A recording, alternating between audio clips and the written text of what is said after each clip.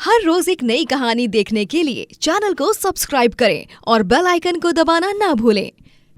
ये कहानी है 3 बहुएं कालिंदी, अक्षरा, लावण्या और उनकी 2 सास सरोज और इंदुमती की। बृजमोहन ने सबसे पहले इंदुमती से शादी की थी, लेकिन शादी के बाद पता चला कि इंदुमती बाज है। तब उसने दूसरी शादी करने का फैसला लिया और उसने सरोज से शादी की और उससे 3 बेटे हुए। कुछ सालों बाद बृजमोहन चल बसा। अब देखते हैं क्या होता है जब 3 बहुएं और 2 सास एक ही छत के नीचे रहती हैं। तब क्या क्या बवाल होता है। ओ त्रिमूर्ति बहुओं, अरे कहाँ मर गए? कब से बुला रहे हैं हम। कानपुर में हड़ताल मच गई है क्या तुम तीनों के? अरे सोई होंगी गहरी नींद में, और का आवत है इन तीनों को। हाँ, तभी तीनों बहुएं वहाँ हाजिर हो जाती हैं। इंदु माँ जी, काहे को खाली फोकट में कुछ भी बोल रही हो?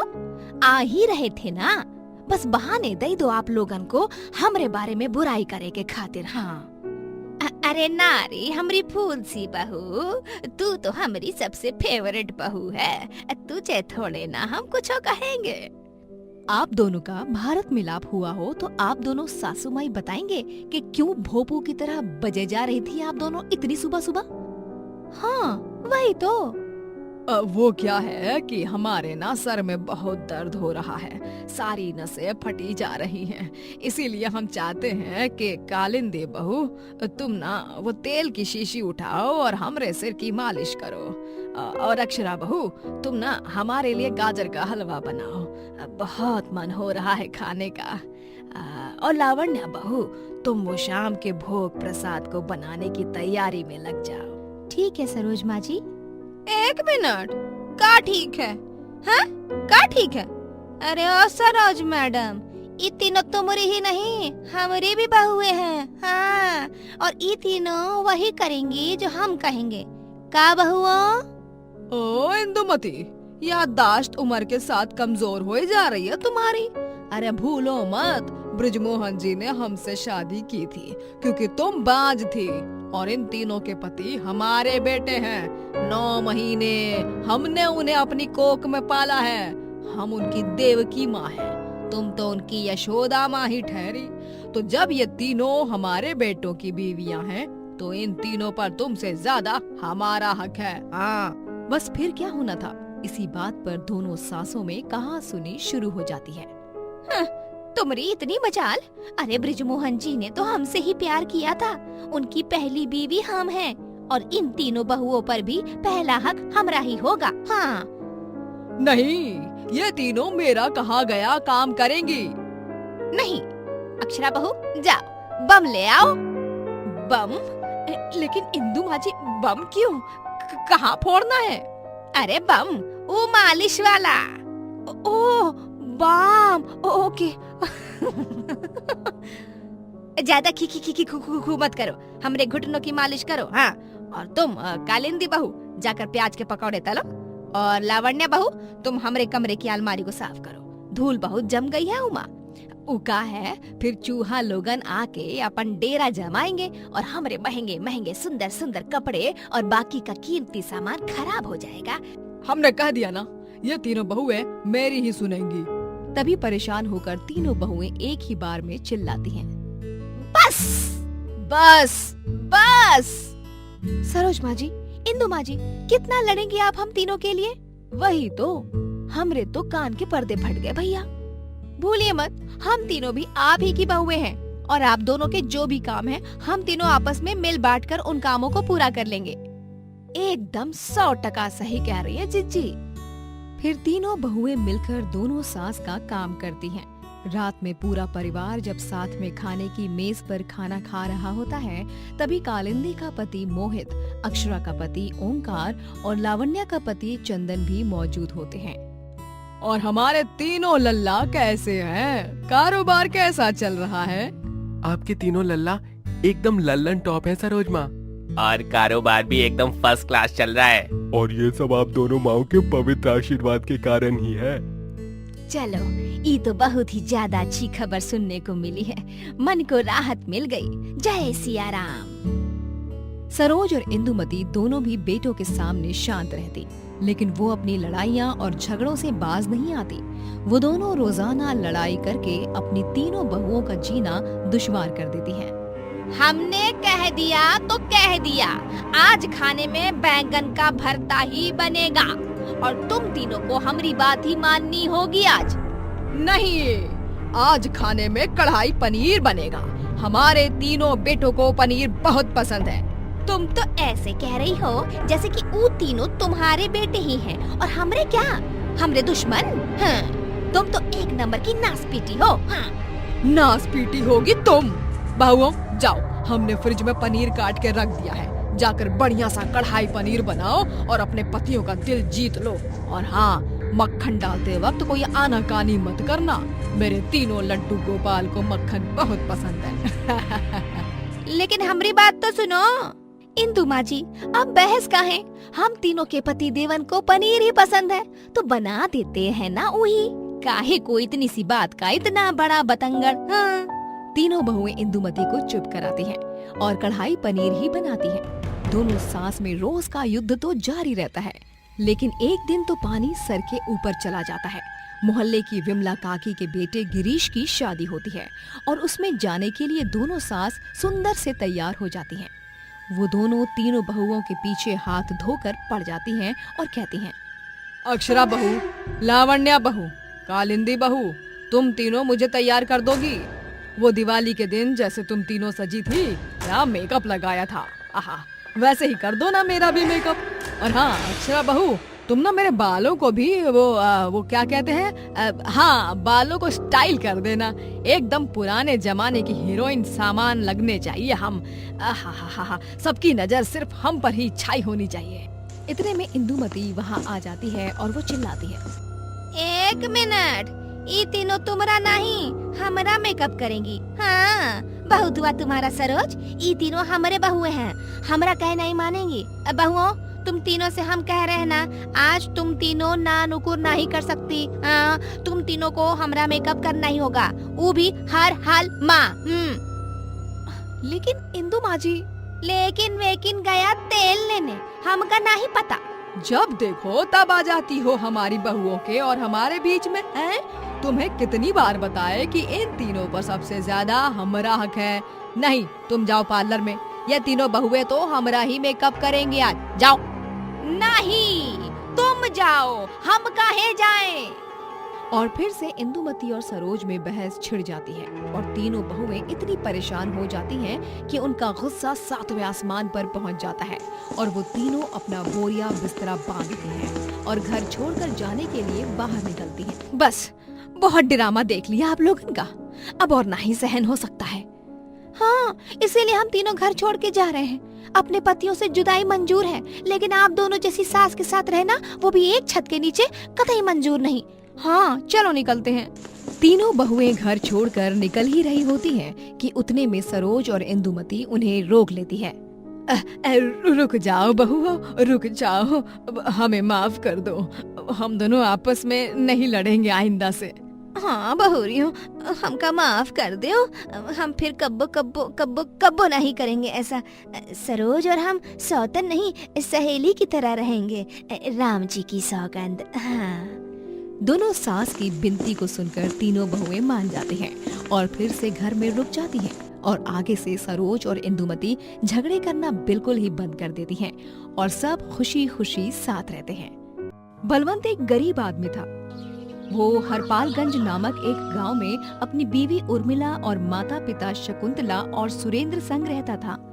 उर्मिला गर्भवती थी और उसके 9 महीने पूरे हो जाते हैं और उसे हॉस्पिटल ले जाया जाता है। डिलीवरी हो जाती है और डॉक्टर हॉस्पिटल रूम से बाहर आते हैं और कहते हैं, बधाई हो, बेटी हुई है, आपके घर लक्ष्मी आई है। क्या सच में? अरे धन्यवाद डॉक्टर जी, बहुत बहुत धन्यवाद। हम क्या हमारी बच्ची को देख सकते हैं? उसे अपनी गोदी में लेकर खेल सकते हैं ना उसके संग? जी बलवंत जी, बिल्कुल।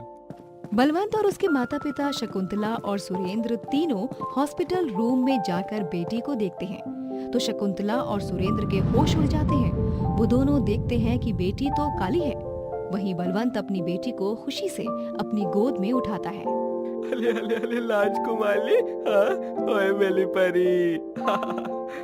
हाय दैया, ई का अनर्थ होएगा वा। अरे हमने तो अपन बुरा सपना में भी नहीं सोचा था कि हमार पोती काली कलौटी हो। हमरे तो भागी फूटे हैं। ई का होएगा वह पहाड़ी वाले बाबा, हमका तो यकीन ही नहीं होवत है। पहली बात तो ई कि एक बेटी जन्मी है और दूसरी बात ई कि वो भी काली। अरे बलवंत बिटवा, तुहार बेटी इतनी काली होकर तू ई के साथ इतना प्यार और स्नेह से पेश आवत है, हाँ? तुहार के कानू दुख पीड़ा मलाल नहीं होवत है का? काहे काहे पापा ऐसे काहे बोलत हो? ई हमार संतान हो और हमरा के ई से बहुत बहुत बहुत प्यार है। शकुंतला और सुरेंद्र अपनी काली पोती के कालेपन से नाखुश थे। वहीं उर्मिला और बलवंत अपनी काली बेटी से बहुत प्यार करते थे। शकुंतला हमेशा ताने कसती ही रहती। अम्मा जी, जरा लाडो रानी के लाने दूध तो गरम करके लाई दो, कब्बो की भूखी प्यासी बैठी है। आए जाए दे, हमको कौनो फर्क नहीं पड़त है। ये तो हर लड़की है, तू ई का संभाल। ऐसन काले लोगन के खातिर हमार जीवन में कौनो जगह नहीं हो। पता नहीं कौन सा काला जामुन खाई के पैदा करल बानी ई का। शकुंतला और सुरेंद्र कभी भी उस काली बेटी को नहीं अपनाते। एक दिन उर्मिला, शकुंतला और सुरेंद्र टैक्सी में बैठकर कहीं से आ रहे थे कि तभी उनका एक्सीडेंट हो जाता है और उनकी मृत्यु हो जाती है। इस हादसे के बाद बलवंत पूरी तरह टूट जाता है, लेकिन समय की बहती धारा के साथ वो हिम्मत जुटाता है और अकेले ही अपनी काली बेटी की परवरिश करता है। वो उसका नाम रानी रखता है। रानी वक्त के साथ बड़ी हो जाती है, लेकिन उसे अपने कालेपन की वजह से स्कूल में, गली मोहल्लों में, चौक चौराहे और नुक्कड़ पे हर जगह बुरा भला सुनना पड़ता। अरे वो देखो कितनी काली लड़की है ना। ओए काला टीका। हमारी बेटी तो फूल सी सुंदर है और एकदम गोरी है। भगवान भला करे इस बेचारी कल्लो का। ओफो, बेचारी रानी। नाम तो रानी है लेकिन दिखती निहायती नौकरानी है। ये बेचारी तो चाहे दुनिया भर का मेकअप भी थोप ले अपने चेहरे पे, फिर भी ये अपना कालापन नहीं छुपा पाएगी। सो सैड ना। सब रानी की निंदा करते हैं और उसे बहुत बुरा लगता है। वो भरे बाजार में गर्दन झुकाकर रोते रोते अपने पति के मकान में लौट आती है और आईने में देखकर खुद से कहती है, क्या मैं इतनी बदसूरत हूँ? काला होना इतना बुरा है क्या? मैंने तो ना कोई चोरी की, ना कोई गलत काम किया, ना किसी को परेशान किया, फिर भी सब मुझे इतना चिढ़ाते हैं और बुरा बुरा बोलते हैं, इसलिए क्योंकि मैं काली हूँ। तभी वहाँ पे बलवंत आ जाता है और वो रानी से कहता है, पापा, क्या मैं इतनी बुरी हूँ? सब मुझे गंदा गंदा बोलते हैं, कोई मेरे साथ दोस्ती नहीं करना चाहता, सब गोरे हैं और मैं काली हूँ। ऐसा क्यों पापा? नहीं बेटा, आपसे ये सभी लोग जलते हैं, कुड़ते हैं, इसलिए ऐसा कह रहे हैं। इन्हें आप नापसंद हो ना, इसलिए हमेशा मेरी बात को ध्यान में रखना। इंसान की बाहरी सुंदरता मायने नहीं रखती, वो अंदर से कितना अच्छा है, मन से कितना प्यारा है, ये मायने रखता है। बलवंत रानी को जैसे तैसे समझाता है। बलवंत एक दिन रानी को अपने मालिक के बंगले में ले जाता है, जहाँ पर वो नौकर के तौर पर काम करता है। वाह पापा, इतना बड़ा मकान! ये तो मैंने किस्से कहानियों में ही देखा सुना है। आप रोज यहाँ आते हो काम करने? हाँ रानी बिटिया, चलो अंदर चलते हैं। बलवंत और रानी बंगले के अंदर चलते हैं और रानी जमीन पर एक कोने में बैठ जाती है। तभी वहाँ की मालकिन मालविका आती है और गुस्से से आग बबूला होकर कहती है, ओ मैडम, ये क्या है? ईव!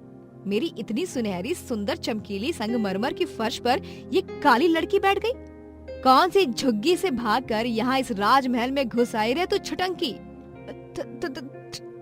ठकुराइन, मुझे माफ कर दीजिए। मैं वो। ठकुराइन, क्या हुआ? ये मेरी बेटी है, रानी नाम है इसका। My foot, whatever it may be, I don't care। तुम्हें पता है ना कि तुम्हारी क्या औकात है? तुम इस हवेली के नौकर हो और नौकरों को इस हवेली की कुर्सी तो क्या फर्श पर बैठने की भी अनुमति नहीं है। और ये इतनी भद्दी और काली बदसूरत लड़की है तुम्हारी, ये रात के अंधेरे में तो दिखेगी भी नहीं। इसे आइंदा से यहाँ लाना मत। रानी इन सब बातों को सुनकर खूब रोती है और पूरी तरह टूट जाती है। घर जाकर बलवंत रानी को स्नेह देता है और उसकी मनपसंद टॉफीज देता है। कुछ दिनों बाद बलवंत को एक कार ठोक देती है और इस एक्सीडेंट में उसे खूब चोट लगती है।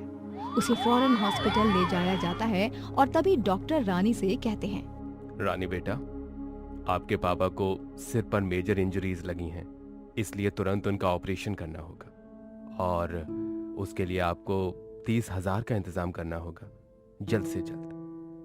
30,000? लेकिन मैं इतने सारे पैसे कहाँ से लाऊंगी? कहानियों की तरह कोई एंजल भी मेरी हेल्प नहीं करेगी। रानी नुक्कड़ और चौक चौराहे पर लोगों के जूते पॉलिश करना शुरू करती है और पैसे कमाने लगती है। ठीक से साफ कर, ओए काली लड़की। जी साहब। रानी को सभी चिल्लर ही देते और उसे ठगते रहते, लेकिन फिर भी बेचारी माथे पर शिकन लाए बिना सारा काम करती। वो एक रास्ते से गुजर रही होती है और तभी उसे सामने से मालविका आते हुए दिखती है, जो अपने फोन में कुछ कर रही होती है और सामने से मधुमक्खी का झुंड मालविका की ओर आ रहा होता है। अरे नहीं, ठाकुराइन साहिबा! रानी वक्त से पहले भागकर मालविका ठाकुराइन के चेहरे पर शॉल ढक लेती है और उसे वहाँ से बचाकर ले जाती है। थैंक यू रानी, आज तुम्हारी वजह से मैं बच गई, वरना उन मधुमक्खियों ने तो मेरी खूबसूरती की ऐसी की तैसी करके ही छोड़ना था। आज मैं गलत थी जो तुम्हें इतना बुरा भला बोला। तुम चाहती तो उस बात का बदला लेती, लेकिन नहीं, तुम्हारे ईमान ने तुम्हें मुझ तक पहुंचाया और तुमने मेरी जान बचाई। तुम बदसूरत नहीं हो रानी, तुम तो दुनिया की सबसे सुंदर लड़की हो, क्योंकि तुम्हारा मन सुंदर है। धन्यवाद ठाकुराइन। क्या हुआ बेटा, तुम इतनी उदास क्यों हो? रानी मालविका को सब सच बताती है और फिर मालविका रानी को पैसों की मदद करती है और इस तरह रानी अपने पिता की जान बचाती है, उनका ऑपरेशन करा के। बलवंत खूब मेहनत करता है और रानी भी पार्ट टाइम जॉब करके पैसा इकट्ठा करती है और साल बीतते जाते हैं और पूरी लगन, मेहनत और निष्ठा के बाद आखिरकार रानी एक डॉक्टर बन ही जाती है। और तभी पापा, ये देखो, ये मेरा सर्टिफिकेट है। आज से मैं सिर्फ रानी नहीं, डॉक्टर रानी हूँ। मेरा और आपका सपना पूरा हो गया पापा। हाँ डॉक्टर रानी, आज मुझे सच में तुझ पर बहुत गर्व महसूस हो रहा है। हमारा जीवन काफी संघर्षों से भरा रहा, लेकिन तूने हर मुसीबत को मात दी, फिर चाहे वो गरीबी हो या तुझे अपने कालेपन की वजह से मिलने वाला दर्द। तू तो हीरोइन है, हीरोइन। बलवंत और रानी एक दूसरे के गले लगते हैं और इस तरह एक गरीब बाप की काली बेटी ने ये सिद्ध कर ही दिया कि रंग चाहे काला हो या गोरा, हालात चाहे अमीरों वाले हो या गरीबों वाले, जहाँ चाह है वही राह है। प्रेमलाल और मृणालिनी दोनों की 4 बेटियां होती हैं। मृणालिनी फिर से गर्भवती होती है। प्रेमलाल, उसकी माँ बरखा और पिता गोपीचंद को अब इस बार एक बेटे की आशा होती है। डिलीवरी का समय आता है और प्रेमलाल, बरखा और 4 बेटियां गोपीचंद बेसब्री से अस्पताल के कमरे के बाहर खुशखबरी का इंतजार कर रहे हैं कि तभी उन बच्चों के रोने की आवाज आती है और डॉक्टर बाहर कहते हैं, बधाई हो, आपको एक बेटी हुई है। हाय राम, पहले ही 4 पनौती कम थी, जो एक और पनौती को जन्म दे दिया इसको लक्ष्मी ने। हाय।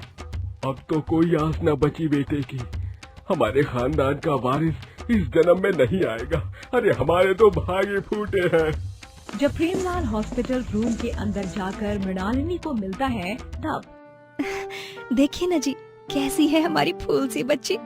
इसकी 4 बहनों को भी बुलाइए ना, और वो भी तो देखें अपनी छोटी सी नन्ही सी बहन को।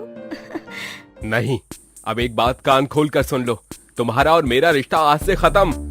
तुम्हारा सामान मैं यहाँ भी दूंगा और सामान के साथ तुम्हारी 4 बेटियों को भी भेजूंगा। अब तुम और तुम्हारी 5 बेटियां, तुम्हें सलाम, मुझसे ज्यादा बहुत दूर चली जाओ। प्रेमलाल जी, ये आप क्या कह रहे हैं? प्रेमलाल जी, प्रेमलाल जी। प्रेमलाल वहाँ से चला जाता है। डिस्चार्ज मिलने पर प्रेमलाल मृणालिनी का सारा सामान और उसकी चारों बेटियों को घर से बाहर निकालता है और अब मृणालिनी अपनी छोटी बेटी को गोद में लिए और बाकी 4 बेटियों को यहाँ वहाँ लेकर दर दर भटकती है। चारों बेटियों के नाम रीना, पंखुड़ी, दिव्या और प्रीति होते हैं। माँ, अब हम और कितना चलेंगे? काश हमारी नानी होती, हम उनके घर जाकर रुकते फिर, है ना? हिम्मत रखो मेरी बेटी, मैं कुछ न कुछ करती हूँ। मृणालिनी अपनी बेटी को गांव के बस स्टैंड पे ले जाती है और बस में बैठाकर वो मुंबई आ जाती है। भाई साहब, ये कौन सी जगह है? कौन सा शहर है? बहन जी, ये है सपनों का शहर मुंबई। क्या? मुंबई शहर में मैं अपनी 5 बेटियों संग क्या करूंगी? मृणालिनी का कोई रिश्तेदार नहीं होता। वो गलत बस में बैठ जाती है और ना चाहते हुए भी सपनों के शहर मुंबई में पहुंच जाती है। अब वो मुंबई में सबसे पहले एक मंदिर में जाकर रहती है और तीसरी सुबह श्रीमती नाम की एक औरत मृणालिनी को देख कहती है, ओ बहन, मैं तुझे पिछले 2 दिन से देख रही हूँ। तू अपनी 5 बेटियों संग इस मंदिर में रह रही है। काफी दुविधा में ऐसा व्यतीत हो रहा है। आखिर बात क्या है, बताएगी? मृणालिनी श्रीमती को सारी कहानी बताती है और फिर, सुन मृणालिनी, मेरी पहचान में काम है। यहाँ से आगे जाकर समुंदर वाले रास्ते पर एक बड़ी कोठी है। वहाँ अमीर लोग रहते हैं।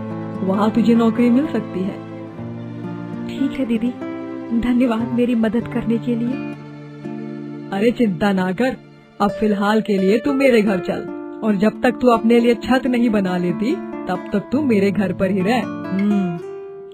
ठीक है, बहुत बहुत उपकार श्रीमती दीदी। मृणालिनी अपनी 5 बेटियों संग श्रीमती के घर रहने लगी है। मृणालिनी को बड़ी कोठी में काम भी मिल जाता है। वो दिन भर अपनी नन्ही छोटी बेटी की देखभाल करने के साथ साथ वहाँ साफ सफाई और खाना बनाना और अन्य काम करती और फिर रात में घर लौटती। कैसा रहा आज का दिन मृणालिनी? बहुत ही अच्छा। मैंने सुना था मुंबई के बड़े लोग काफी अकड़ू और घमंडी होते हैं, लेकिन मेरी सेठानी और सेठ जी दोनों भी बहुत नेक दिल वाले हैं। बहुत खूब। और मेरी बेटियों, क्या कर रही हो तुम सब? तुम्हें पता है ना, कल हम स्कूल में जाने वाले हैं एडमिशन कराने। मृणालिनी अगली सुबह अपनी 4 बेटियों संग स्कूल में जाती है और उनका प्रवेश कराती है। छोटी बेटी, जिसका नाम इशिता रखा जाता है, वो भी बड़ी हो जाती है। प्रीति दीदी, रीना दीदी, दिव्या दीदी, पंखुड़ी दीदी, आप सबको आज अपनी छोटी बहन को पार्क में घुमाने ले जाना होगा, ठीक है? ठीक है बाबा, ठीक है। सब कुछ फिर से पटरी पे आने लगता है। मानो खुशी ने फिर से मृणालिनी और उसकी 5 बेटियों के जीवन में दस्तक दी है। उसकी एक बेटी अभिनेत्री बन जाती है, एक बेटी दिव्या एक सम्मानित पुलिस अधिकारी बनती है और प्रीति एक बड़ी कंपनी में नौकरी करती है और इशिता भी कॉलेज की पढ़ाई के साथ पार्ट टाइम जॉब करती है और उसे एक गायिका बनना होता है, तो वो जी तोड़ मेहनत करके अपनी मेहनत में लग जाती है। 5 बेटी अपने जीवन में खूब तरक्की कर रही होती हैं, लेकिन अचानक से शहर में बाढ़ आ जाती है और उस तूफानी सैलाब में 5 बेटियां अपनी मां मृणालिनी से बिछड़ जाती हैं। बचाओ, बचाओ, बचाओ, बचाओ, बचाओ, बचाओ मेरी बच्चियों, पंखुड़ी, इशिता, प्रीति, दिव्या, रीना। किस्मत उन 5 को अपनी मां से कर देती है। मृणालिनी तूफान में बहकर दूसरे गांव पहुंच जाती है। 5 बेटियां अपनी मां को हर जगह ढूंढती हैं, लेकिन उनको वो कहीं नहीं मिलती। यहाँ तक कि सरकारी कार्यालय और शिविर में भी नहीं। हमारी माँ कहाँ गई होंगी? पता नहीं, भगवान करे माँ जहाँ कहीं भी हो सही सलामत हो। माँ, माँ, रो मत इशू, हम है ना, हम 5 मिलकर हमारी माँ को ढूंढेंगे। 5 बेटी अपनी माँ को ढूंढने लग जाती हैं, लेकिन वो कहीं नहीं मिलती। समय बीत जाता है और 5 बेटियों को लगता है कि उनकी माँ मर चुकी है। वहीं मृणालिनी को भी यही लगता है कि उसने अपनी 5 बेटियों को खो दिया है। वो अब एक ढाबे पर काम करने लगती है और अकेले रहती है। मेरी बेटियां, काश वो तूफान हमारी जिंदगी में नहीं आता। 2 साल बाद रीना अपनी फिल्म का प्रचार करने एक गांव में आती है, जहां मृणालिनी भी रहती है। उस सैलाब के बाद मृणालिनी इसी गांव में आकर रहने लगी थी। रीना से मिलने बहुत ज्यादा भीड़ इस गांव में इकट्ठा हो जाती है। अरे खिसको जरा साइड में, अब मुझे भी देखना है कौन सी हीरोइन आई है।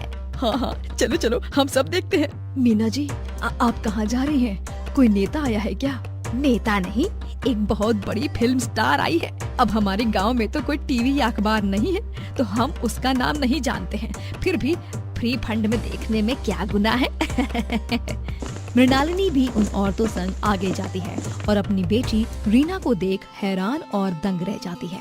माँ, रीना! रीना और मृणालिनी दोनों माँ बेटी एक दूसरे के गले लगती हैं और पूरा गांव ये दृश्य देखकर चकित हो जाता है। रीना मृणालिनी को फिर से मुंबई ले जाती है और इस तरह 5 बेटियां अपनी माँ को फिर से मिल जाती हैं। आपको पता है माँ, हमने आपको कितना मिस किया। हमें तो लगा कि आप नहीं रही। आपको पता है, मैं अपनी कंपनी की CEO बन गई हूँ। और माँ, मैं भी मेरा अस्पताल खोल रही हूँ। अब आप मिल गई हो तो आप ही मेरे अस्पताल का उद्घाटन करना, क्योंकि मेरी दुनिया, मेरे भगवान, सब कुछ आप ही हो। मुझे भी कमिश्नर की पोस्ट मिल गई है माँ। सबको जब ये बात पता चलेगी कि आप जिंदा हो और आप हम सबको फिर से मिल चली हो, तब सारा पुलिस स्टेशन खुश हो जाएगा। और एक और बड़ी खुशखबरी है, मेरी पहली फिल्म में इशिता सारे गानों को गाने वाली है। हर्रे! सच में आज मुझे अपनी 5 बेटियों पर बहुत गर्व हो रहा है। तुम्हारे पापा ने, दादी और दादू ने तुम्हें नकारा था क्योंकि तुम बेटी थी और उन्हें बेटे ही चाहिए थे। ऐसे ही अपने जीवन में आगे बढ़ो और खूब तरक्की करो। 5 बेटियां खूब तरक्की करती हैं और जब रीना की फिल्म रिलीज होती है तभी गरीब परिवार का इंटरव्यू लिया जाता है और उसे टीवी में देख प्रेमलाल, बरखा और गोपीचंद को अपने किए का बहुत पछतावा होता है। सोनपुर कहकर एक गांव में नरेश नामक एक गरीब कुम्हार रहा करता था, जो अपने हाथों से सुंदर सुंदर मटके तैयार करता और उन्हें सजाकर बाजार में जाकर बेचता। मटके ले लो, मटके, सुंदर सुंदर मटके। ये ऐसे घड़े हैं जिनमें पानी इतना ठंडा और शुद्ध रहेगा कि आप हर रोग से मुक्त हो जाओगे। मटके ले लो, मटके। वाह वाह, ये तो बहुत ही सुंदर सजावट वाले मटके हैं। हमका 2 दे दो। हमरे घर में जौन मटका है वो टूट गया है। हाँ, अच्छा, ये लीजिए आपका मटका। अरे नरेश, जरा 2 छोटे छोटे मटके तो देना। वो कांच की छोटी छोटी बिंदियों से सजाए हुए एकदम बढ़िया मटके बनाते हो यार तुम। एकदम सही कहते है ई पनवाड़ी। ई के दुकनवा में भी एक ठो ऐसन घड़ा रख दे तो हार मटका बहुत ही खराब हुई गवा है। हाँ काका, मैं मेरे पान की दुकान के लिए ही ले रहा हूँ ये। नरेश के बनाए मटकों की सभी प्रशंसा करते रहते और खूब खरीदी भी होती है। नरेश का इस दुनिया में कोई नहीं था। वो अकेले ही रहता और अकेले ही अपना पेट पालता। नरेश बहुत बड़ा पूजा पाठी होता है। वो दिन रात माता रानी का नाम जपता रहता और उनकी पूजा आराधना करता। सांझ हो गई है, चलो दिया प्रज्वलित कर देता हूँ। जय हो अम्बे मैया की। एक दिन नरेश जब अपनी रेहड़ी को चलाते हुए एक सड़क से गुजर रहा होता है, तब अचानक से एक बड़ी ट्रक सामने से आती है और वो उसकी रेहड़ी को ठोकते हुए जाती है, जिसके कारण उसके सारे मटके टूटकर बर्बाद हो जाते हैं और नरेश भी उस धक्के से नीचे गिरता है और उसके हाथ पर एक बड़ा सा विशाल पत्थर गिर जाता है। मेरा हाथ। नरेश जैसे तैसे साहस और हिम्मत जुटाकर उठता है और तुरंत डॉक्टर के पास जाता है। डॉक्टर उसके हाथ पर पट्टी बांधता है और कहता है, नरेश, तुम्हारे हाथ की हड्डियां तो टूट चुकी हैं, जिसकी वजह से तुम्हारा हाथ फ्रैक्चर हो गया है और अब तुम्हारा हाथ कभी काम नहीं कर पाएगा, क्योंकि उन हड्डियों को जोड़ना मुश्किल ही नहीं नामुमकिन है। क्या? ये आप क्या कह रहे हैं डॉक्टर साहब? मेरी रोजी रोटी मेरे हाथों के कारण ही चलती है। मैं एक कुम्हार हूँ और एक कुम्हार के लिए सबसे महत्वपूर्ण उसके हाथ ही होते हैं। अगर वही नहीं रहे तो फिर मैं मटके कैसे बना पाऊंगा? वो तो अब मैं नहीं बता सकता नरेश। तुम कोई और नौकरी देख लो जिसमें हाथ से कोई काम ना हो। अब और कर ही क्या सकते हैं? बेचारा नरेश हताश होकर अपना फ्रैक्चर्ड हाथ लिए वहाँ से निकल जाता है। चलते चलते उसे रास्ते में देवी माँ का एक मंदिर दिखता है। वो उसमें जाता है और देवी माँ को प्रणाम करते हुए प्रार्थना करता है।